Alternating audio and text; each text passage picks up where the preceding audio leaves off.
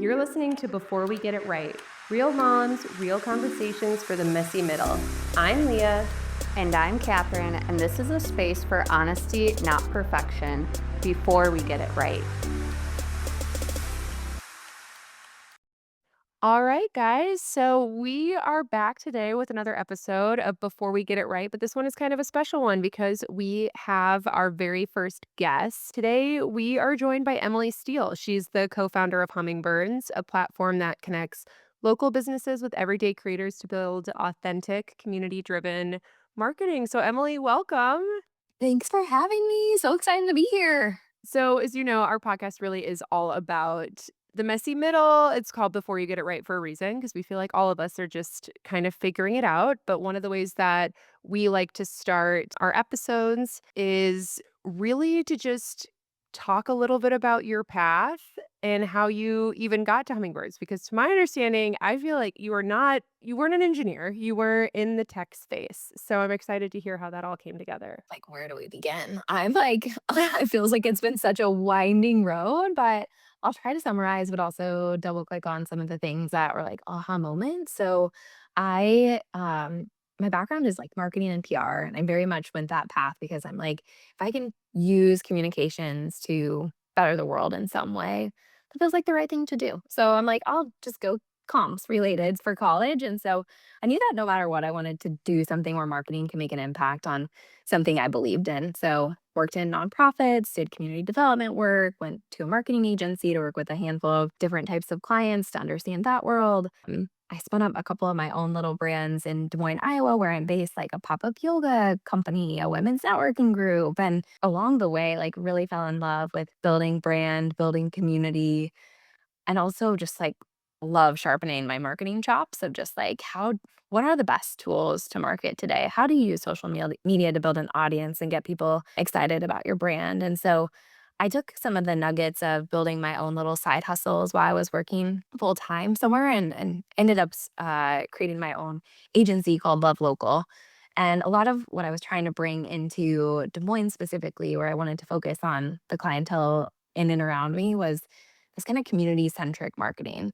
Like, how do you get people familiar and excited about your brand in a way that wasn't so just like digital advertising where you're pushing messages out and it's very like goes into the ether. You're not creating the dialogue. It's very like monologue driven. How do you bring people in? How are you attracting the right people? What are you doing? Who are you being? What is the essence of your brand? And so spun that up and got a lot of momentum. And as I was working with some different brands, there was a lot of chatter happening in like 2017, 2018 around influencers. And I found it really interesting because I'm like, a lot of the brands I was working with, I'm like, you want to benefit from true influencers, that you do benefit from local people who do have influence in their circles. And I would love to try to find who these people are, which most of them were like either friends or people I followed on Instagram because Des Moines is a small city. And so I started finding these people and kind of curating this little group of people in Des Moines to work with my clients on some of the campaigns we were doing or launches or music festivals, saying, hey, can you experience this brand and share it on social media in a way that feels authentic to you? Here's what the brand's about. This is what they want you to know about them.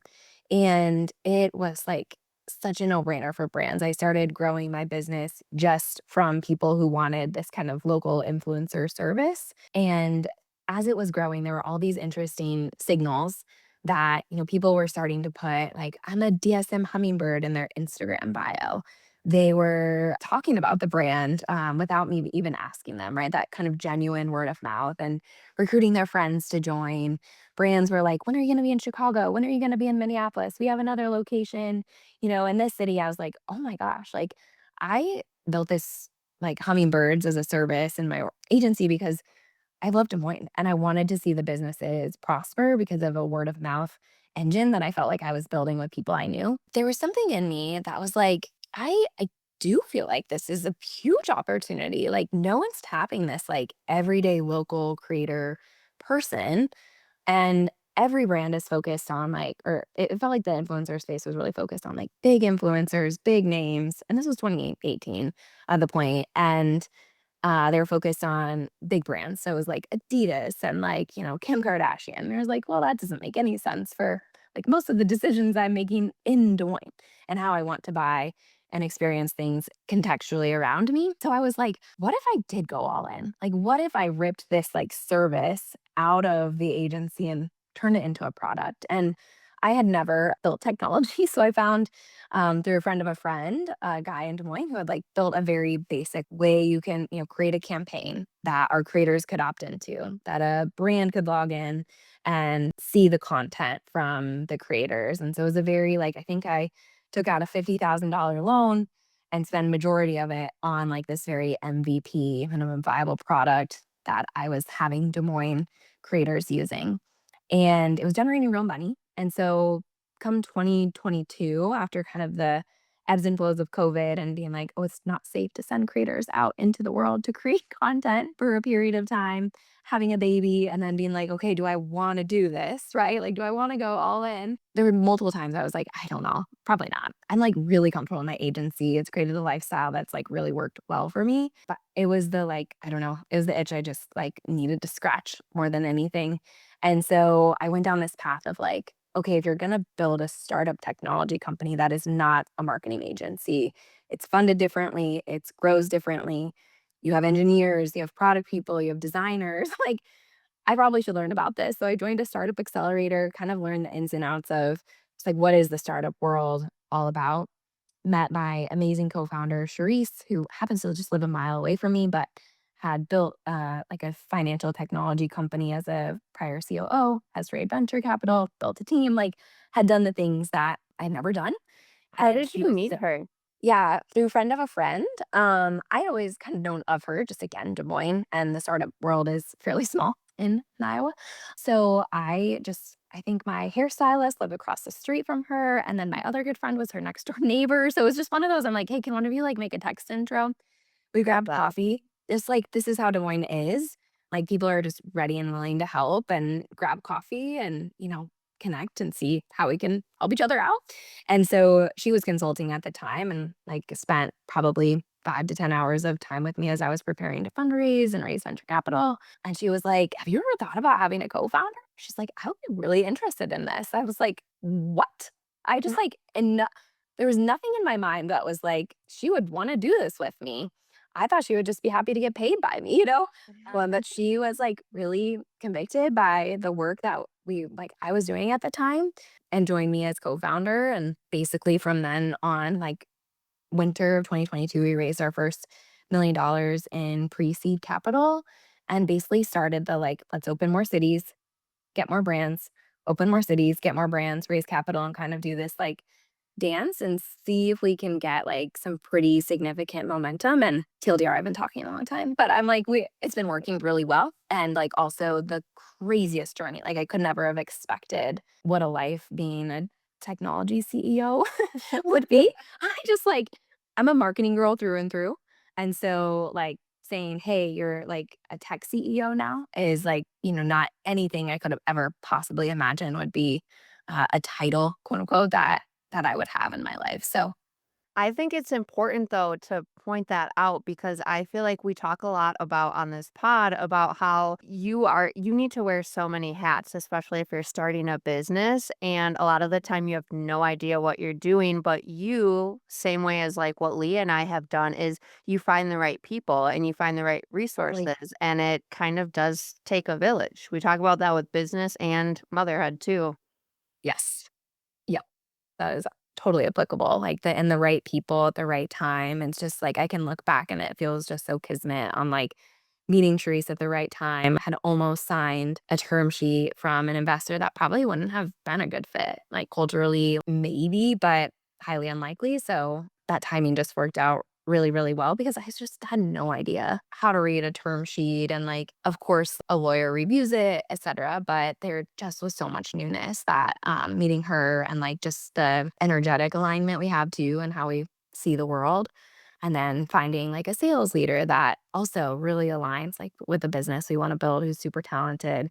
Just all the right people coming in at the right moments has been, there have also been some wrong people as well at the quote unquote right moments too. But these are the things we learn, right? That messy middle of like, oh wow, okay, Totally. we're gonna have to fire you. Here we go. Yeah, I feel like I can't even imagine how dynamic all of that is, but I wanna take a step back really quick, Yeah. like, before Hummingbirds, you were talking about how you had all these different businesses. You were like, "I Mhm. had, a pop-up yoga studio, and I had all these things," which, as you're explaining this, I'm like, "Okay, so one of the things that stuck out is, 1, like, you putting yourself out there to try all these different things," which I think is I'm learning, like, here, I talk to women all the time in our store, in our community, and the biggest hurdle for them is, like, taking that random idea they have and actually getting started. Mhm. So, Mhm. how do you feel like all of that contributed to where you are today doing all these different things? I think so. I mean, I even look back, like in 2014, I became a yoga instructor. I thought that would be really fun. And so teaching, and I taught group fitness in college. I feel like being in front of a room of yogis and fitness people. I was like, oh, you have to figure out how to navigate a group of people. Okay, there's one element. And then like bringing a group of women together in event capacity, understanding what does draw people to events because I really want to make that work. So I definitely feel like those experiences and just shooting your shot. Like I've always just believed like you can't get what you don't ask for. And so I've just been very bullish on that. And I've always done it from a place of kindness and not I get what I want, right? It's like, no, I think this would be really cool. Here's why I think it'd be a good fit. What do you think? And been rejected far more than I've gotten yeses in the world. But I Which do is think it was also yeah, that's so important to point out too, because I think rejection, it wants to Mhm. knock you down, and people like you that have built this very successful company, you've been rejected before, and that's part of the journey as well, which we feel like doesn't get talked about enough, but it's Mhm. important, especially like Leah mentioned, for those people that want to start something, but they're scared of rejection. It's like that's Yeah. part of the process. Yeah. Yeah. If you're truly terrified of rejection, entrepreneurship is probably not your favorite. Definitely. I wanna take it, like, way back to Yeah. when you were a child, did you, like, Mhm. have that ambition in you? Like, did you ever think you were going to be an entrepreneur, or how were you like when you were younger? Yeah, I don't think so, but I mean, I do and I don't think so in the sense like I grew up in a really small town and entrepreneurs to me were like small business owners who owned like the bakery or owned a bank, like or were farmers. And so I just didn't see a world where entrepreneurship could be what it is now. So like back in the 90s, we didn't have tech companies in the same way, right? So I think though like I was always the person who's like this cause I really care about. I'm like going to print t-shirts and sell them and I have always been a creator. And I think that that title, if we were going to pick one, resonates so much more with me than entrepreneur. Like I like creating and building and launching things, but I wouldn't be like, I'm an entrepreneur. Like I have to like turn into this like capitalist approach. I just love creating things that have a level of purpose and meaning. And so that resonates more with me than being like, I'm an entrepreneur and that's like my bad. I'm happy with it. It's fine. I just like being a creative. That feels way more authentic to me. So yeah, I mean, I even told my parents in high school, I'm like, I don't want to go to college. Like, this doesn't seem right. I think I'm gonna go work in an orphanage in Romania. And they were like, no, like that's not what you're gonna do. So I do thank them. Sometimes I feel like I grew up in kind of being in a small, like very conservative Dutch town. It was very like, this is how we do things. Don't step outside of the sandbox. And no one was ever saying that, but in so many ways, that was like the culture. And so there was a lot of reckoning that happened internally in college where I was like, I think I'm living someone else's life. I had read a book called A Million Miles in a Thousand Years by Donald Miller. And he basically was like, hey, if your life was a book or like a movie, would anyone want to watch it? Would people, when the credits roll, would they be like, dang, I'm glad I went and saw that movie? Or would they be like, another person driving it away in a Volvo with their picket fence. So I picket fence, what makes the life meaningful? And I was like, oh my gosh, 50% of what I'm doing is because of what was prescribed to me. And so Leah, you probably know this, but in 2012, I was like, I'm going to bike across America and like do my own thing and figure out who I am and what I want to do, which I think really ignited this. If I can do something hard and challenging like that, I can do anything. So maybe, if you're scared of rejection and, just doing something like that feels Bike absolutely across the ridiculous. country. Yeah, just go grab a bike and do it. I feel like we need more details about this bike Oh, right. situation. Leah did mention this, and I was like, "I need more details about that." It's so random, but because of that book, the guy, Donald, did this as part of his figuring out how to write a meaningful story. And so I totally was a copycat, but it was one of those things that was so jarring. I'm like, he actually did that? And then I was like, I'm gonna actually do that. And so I applied and I was like, in the interview, I'm like, look, I don't have a bike. Like, I'm probably not a really good fit. I don't really have time to train. I said everything to be like, make sure they would qualify me. And a week later, Josh messages me. He's like, you're accepted. You just need to go get a road bike and meet us out in San Diego. I was like, oh no. Oh no, I got accepted. Yeah, but I just was like, "Okay," and then I just remember kind of hearing my parents be like, "That's you could never do that," and then I was like, "Yes, I could. Yes, I can." So, it's like all this it all builds, right? Where I was like, "I don't think I actually wanna do that," but then other people telling me that that would be hard for me, I was like, "Well, I'm gonna prove that it's not." It really was hard, but, so I met a group of 9 strangers in San Diego, and basically the premise is do kind of these big adventures for a cause. And so the cause we were raising money along the way was for clean water in Kenya. And so we raised over like $40,000. I'm like, look at me putting my communications degree to work and getting some exercise along the way. So that all builds, right? Of like, oh, wow, like communications, this gift can be really powerful. And so I think that's just transpired in so many elements. Yeah, and you really get to be a part of something too. I actually had some Yeah. friends, from college who did the same thing, and I'm guessing it's probably the same Mm. program because it was they biked across Okay. America. I don't remember where they started, but they did start somewhere out west, and we were all from the Yeah. same hometown and Okay. did the same thing, raised a lot of money, and I think Sweet. for all of them, it really was, like, this catalyst into what came next for them because not only did it bond all of them, but then they got to, get Yeah. people again who some of them knew each other, but, like, Yeah. there were people who were years and years and years apart in age too, so then they Yeah. were just with people just like them. There's Yeah. a lot of things that Really. come of that, but I love that you did that. Yeah. It Yeah. probably Very built so random. much confidence too, which I mean, you definitely need to have that when you do something new and scary. Yeah. Yeah, it just is like, I realized that the hardest part of it was just my brain. It's not that hard to pedal your legs every day. Like, there are hills and elements and, like, mountains, yes, that does make it challenging, but that was the, like, mind over matter lesson that I really, really like, I don't think I would have learned I don't know, if I didn't do that, I don't know that I would learn that in other elements or where that would have, like, entered my life because everything like, I was super privileged. Grew up like, "Hey, my parents just handled everything," and that was the way they wanted to parent, and I was like, "Not gonna resist that." Yeah. Make the meals and handle everything, so such a turning point for me. 2012, got a bike tattooed on my arm for it. I'm just like, I'm not really a biker anymore. So then it turns into this whole, people see me and they're like, oh, you must love cycling. I'm like, I did. I did. But yep. For So 1 year. 1 yeah. year, it changed my life. Yeah, exactly.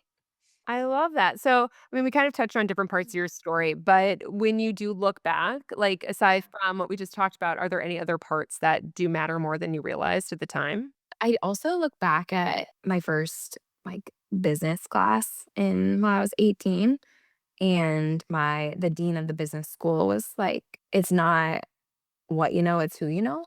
And it was this moment of peace for me that I was never the smartest kid in the class, probably getting like B's and some A's here and there, but school was never the thing for me. But I was really good at connecting with people. I remember in high school, I would like go down the hallways and like notice things about people and call it out and be like, and I love making people feel good. I don't know, it just feels so true to who I am and how I just it's the DNA. And I was like, "Oh my gosh, if it's not what I know, it's who I know, then I can, like, become friends with people and, like, add value to their life."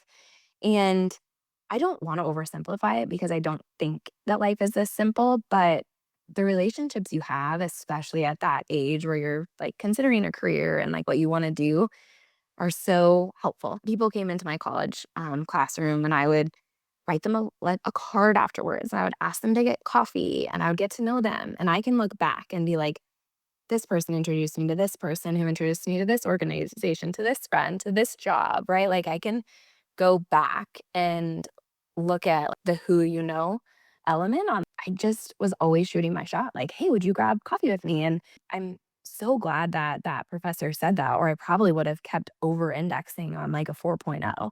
And it just that would never have mattered for the work I'm doing here today, where I'm building a culture and building a brand. No one gives a hoot if I excelled in accounting or like really nailed in economics. Like that is not what makes hummingbirds excellent.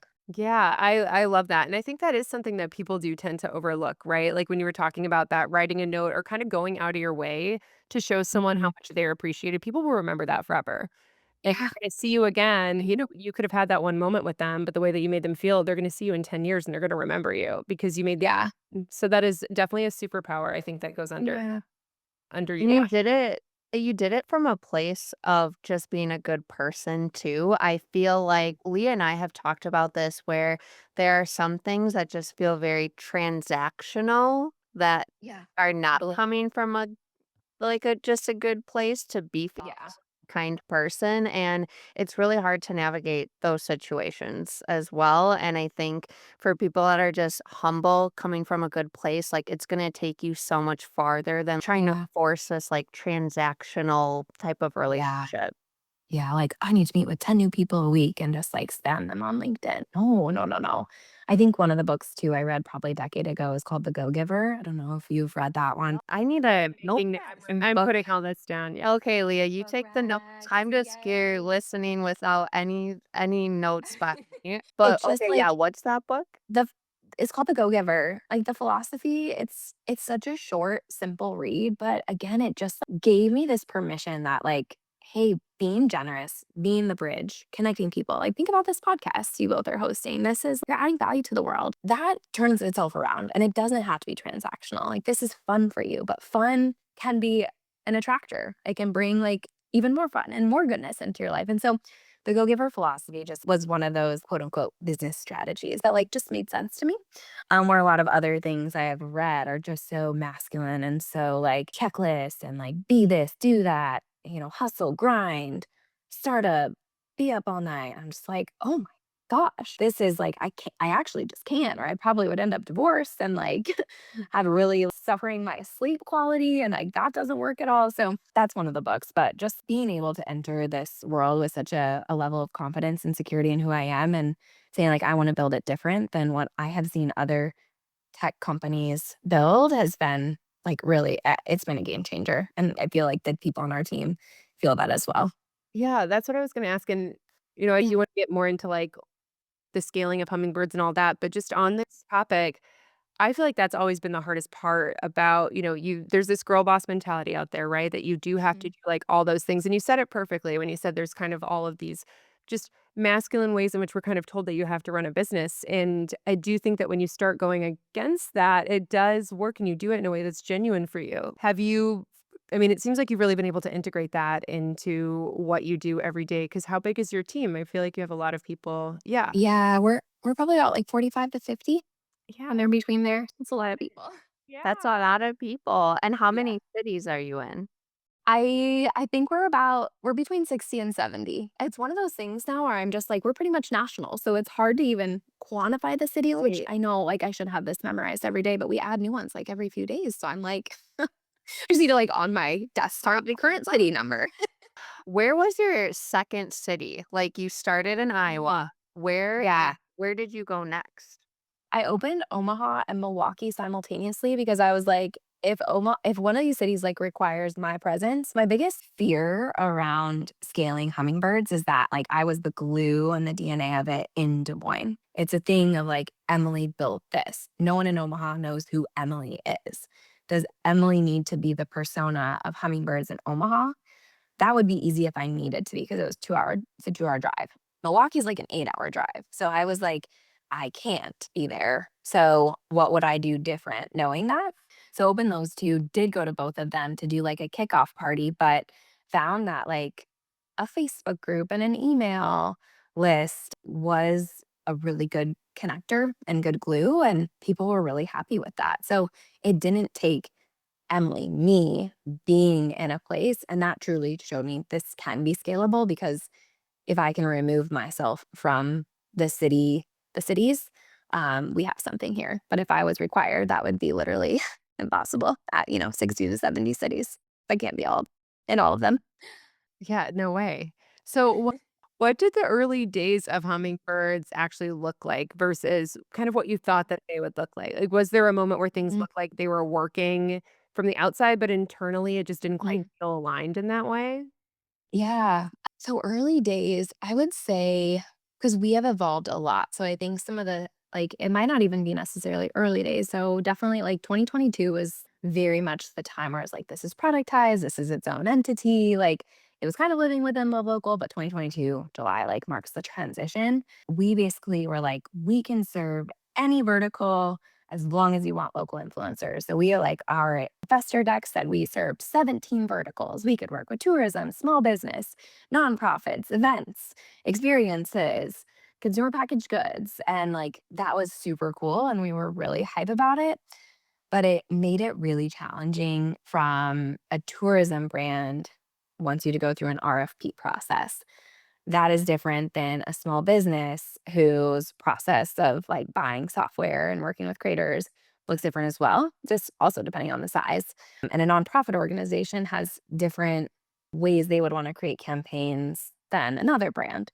So the diversity of brands and experiences was something that our creators, users really loved, but it was really hard for us to like truly say, this is how you set up a campaign because they're all the nuances of what different types of businesses would need.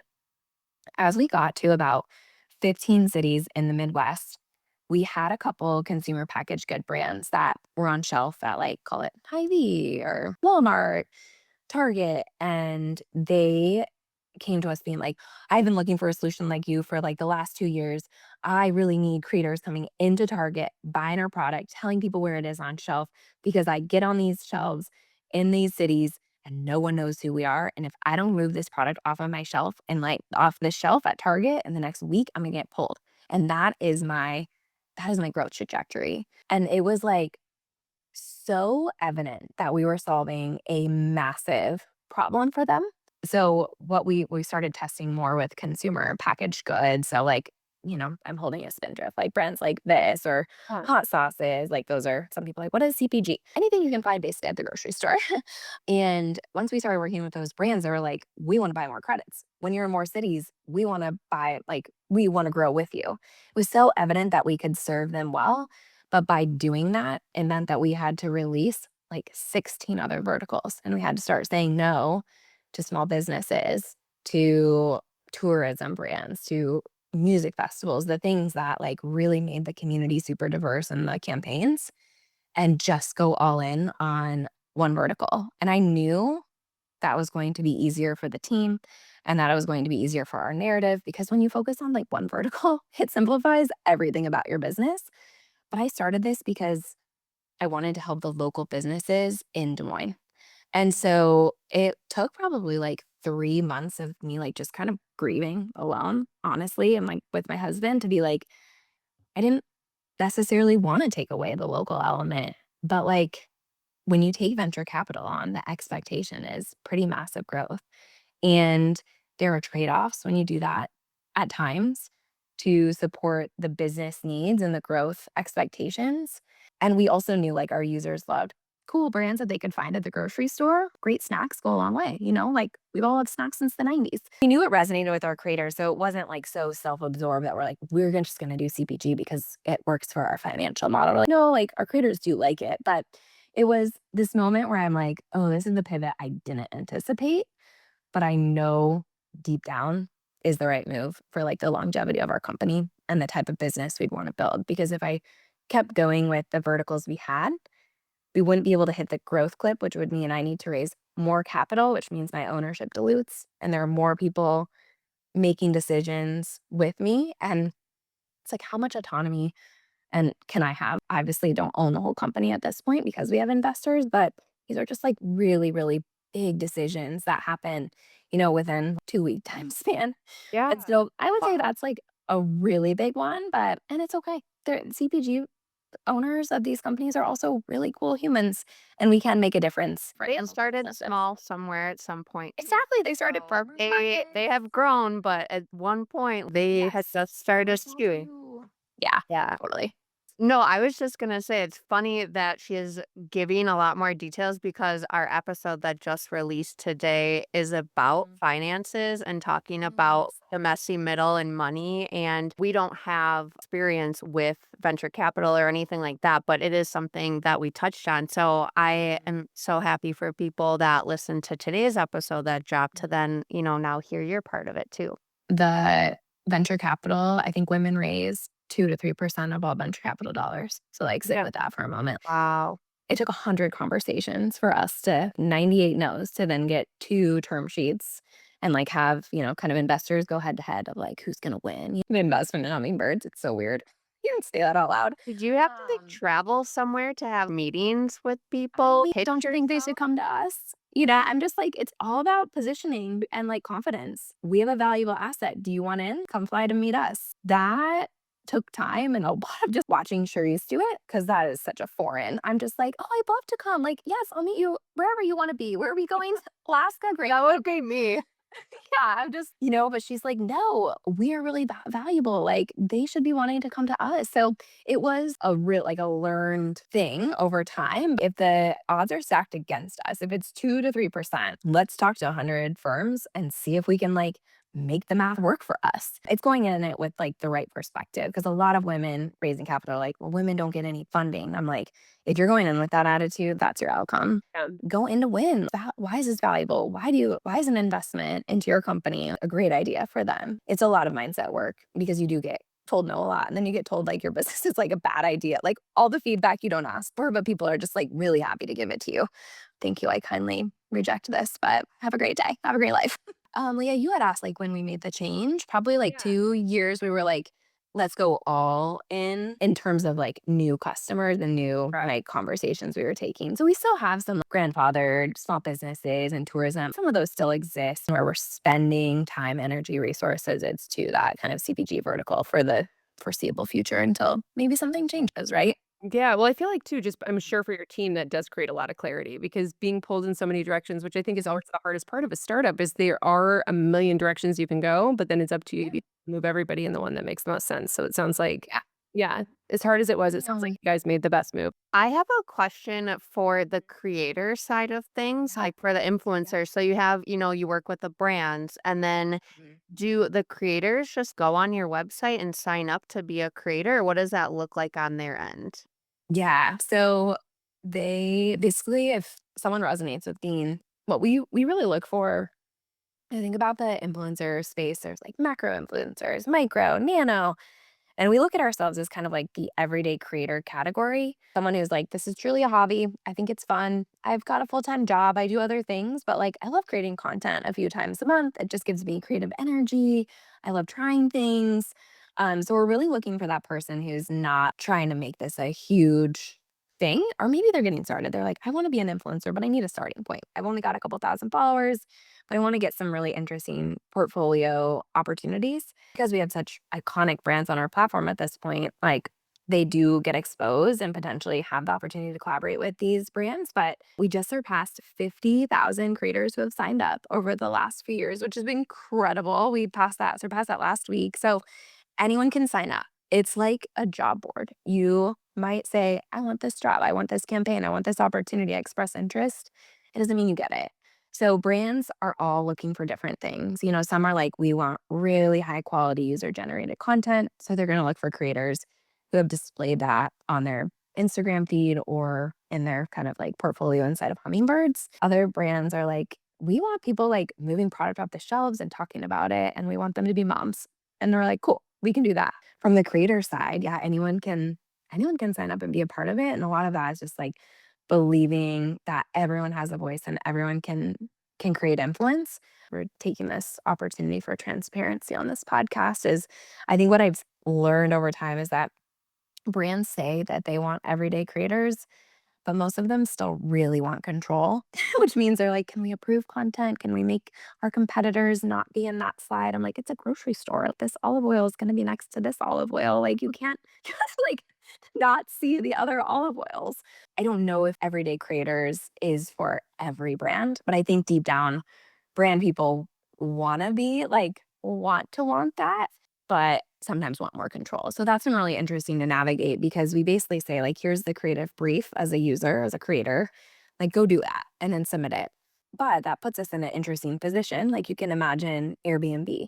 You could submit any photo of your place. It doesn't mean that your place will be rented. And then it makes Airbnb potentially look bad to see a lot of mediocre places for people to stay. And so we always are trying to balance because we're a marketplace, like two-sided. We have creators and brands. Like, how do the brands experience the creators? How do the creators experience the brands?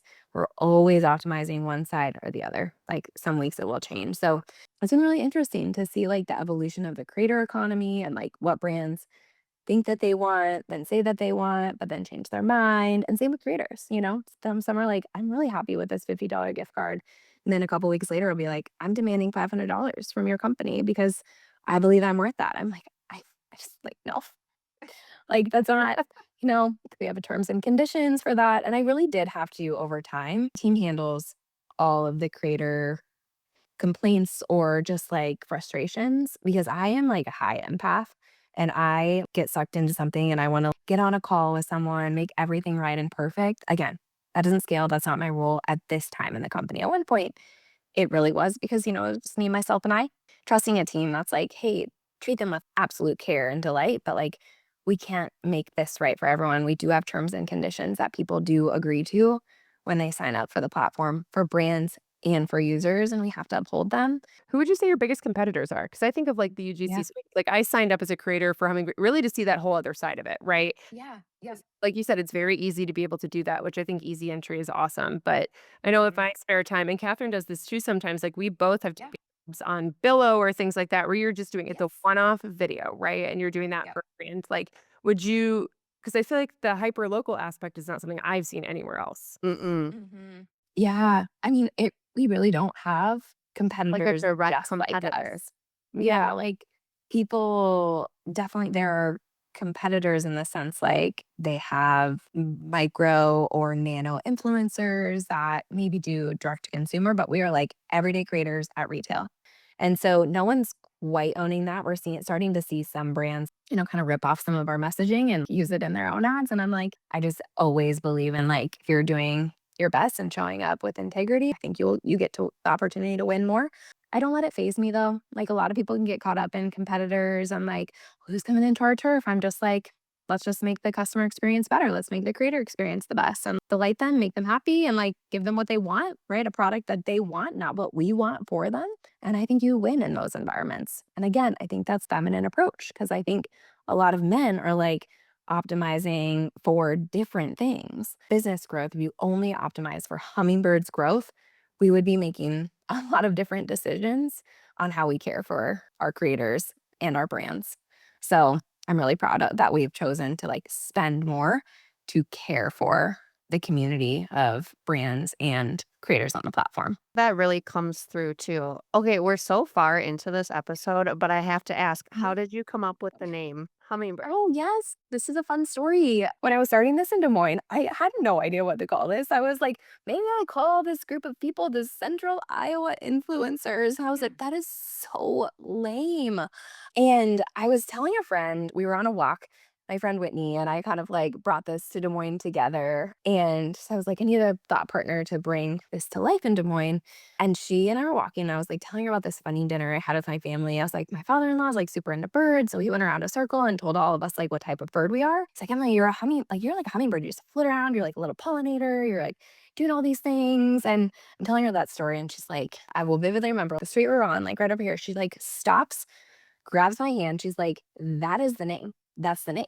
It's hummingbirds. These people are hummingbirds. They're pollinators. And I was like, oh my gosh. So I think Pat Steele every day for the name of this company. I went to hummingbirds.com and it was available for $100,000. I was like, whew, okay, I've gotta raise a bit of money to be able to do this and find someone to negotiate that. But the fact the domain was available, it resonates so deeply. The identity of who these creators are and who doesn't love a hummingbird. Has built so much trust with the whole entire CBG and like creator industry because it just feels good. It's like a great brand. And we got a trademark finally. It took like 3 years, but that's my little father-in-law story. Shout out.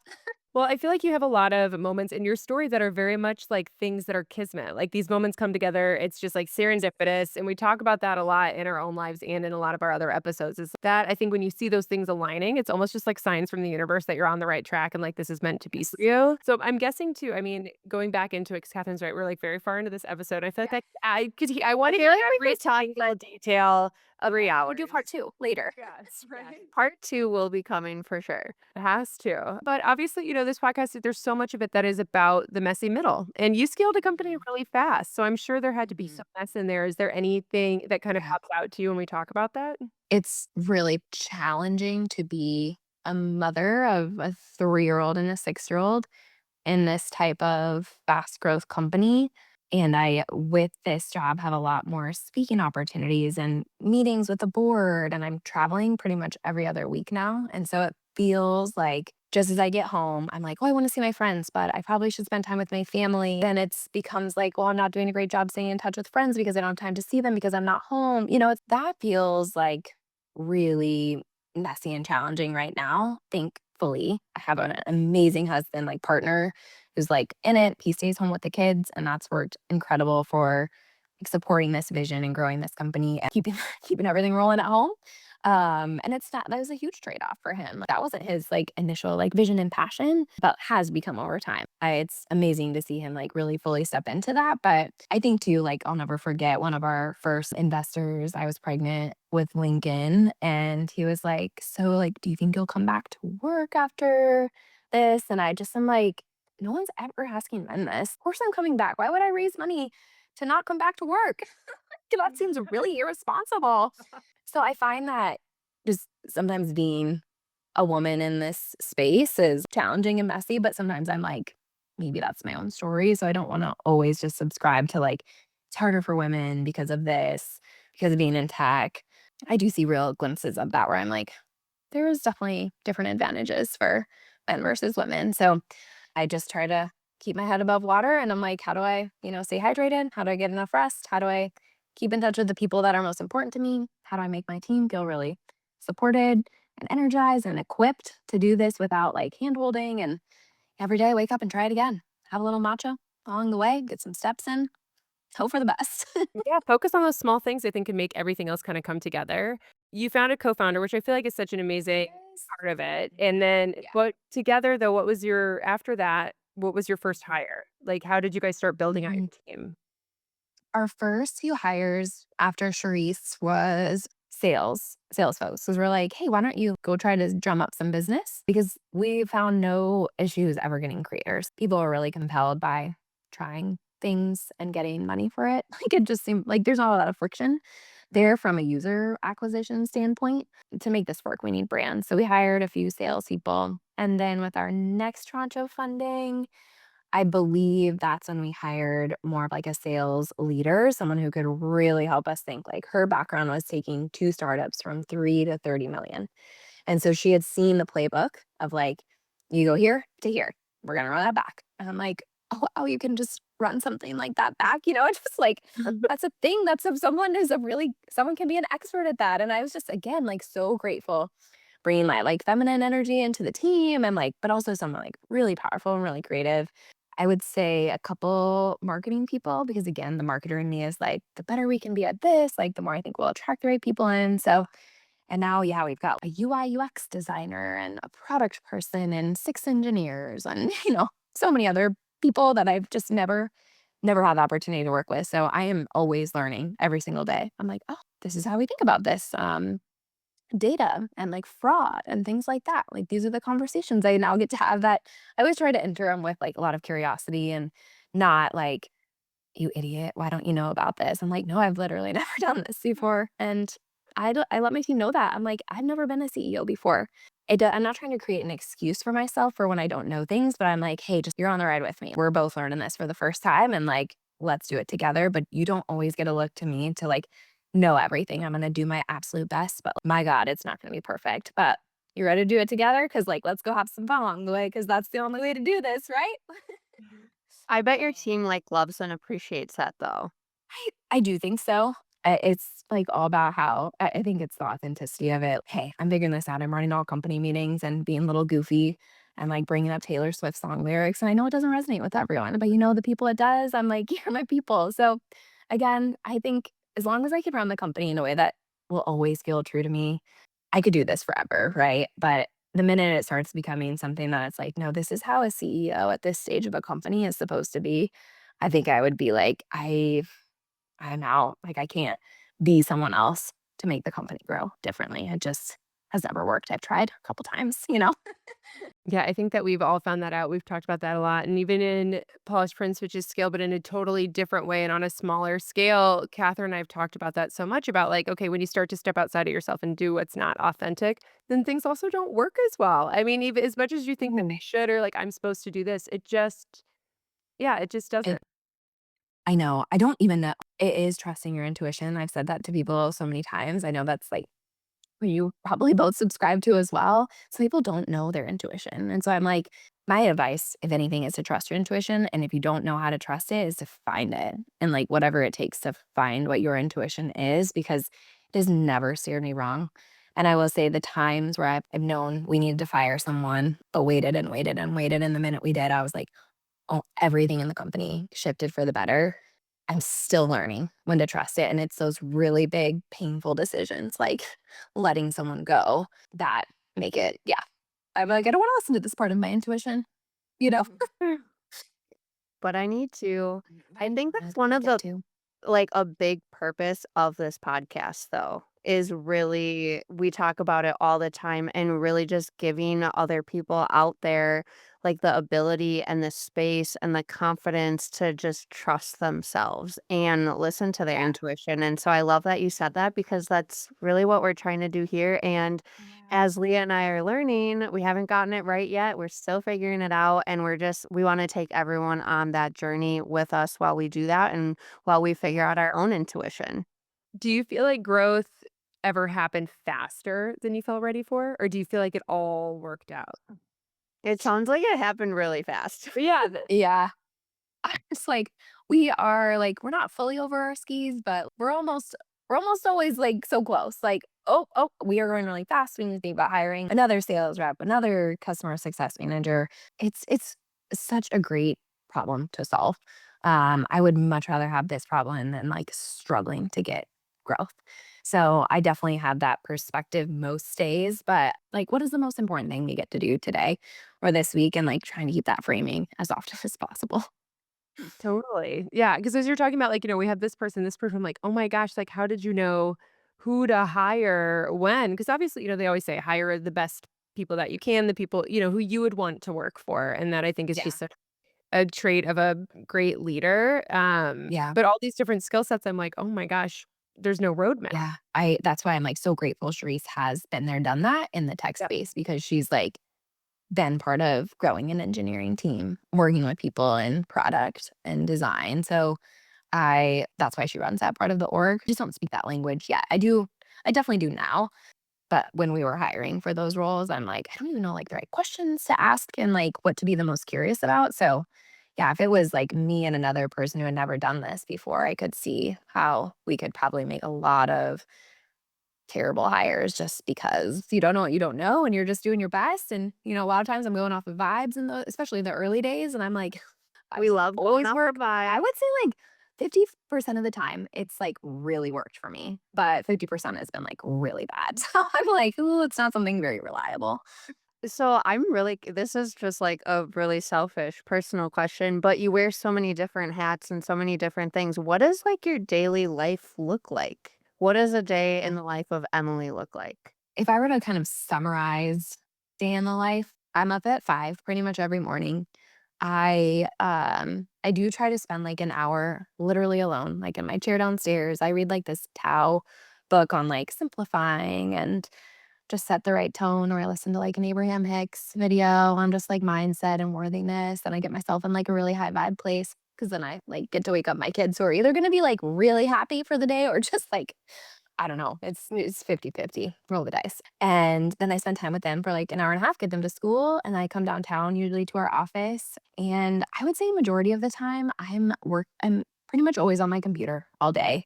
I would say 50% of the week I'm on Zoom calls collaborating with the team, collaborating with people who report to me and meeting with them.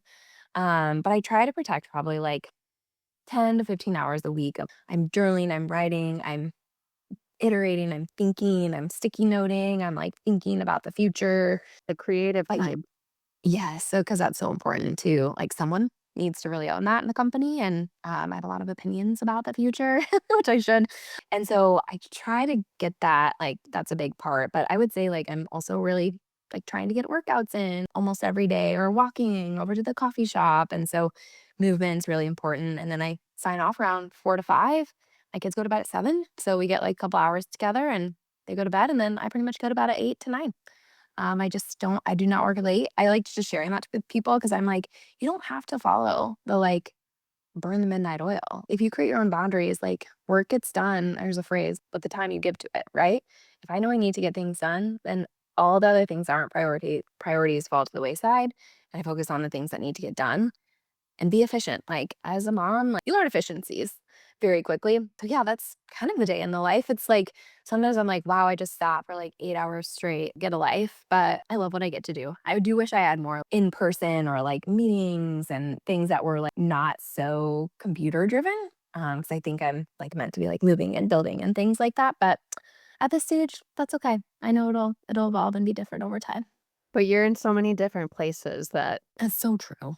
Yeah. The travel makes up for, like, being stuck in a on a screen. I'm like, "Okay, gotta go to New York City and get to frolic around and get to a lot of meetings and be re-energized." So, I love that. Totally. I feel like you mentioned basically time becomes a forcing function for clarity, especially whenever you mhm. are a parent. So do you feel like becoming a mom has made you a better founder or maybe more like efficient one? Do you feel like those things go hand in hand? I think it's made me even more empathetic to other moms on the team in a way that I just until I became one, I didn't quite understand. So, like, I would meet with moms and go for coffee over the last like 10 years or so before having my own. I'd be like, they're always late. Oh, wow. Now I am. I get it.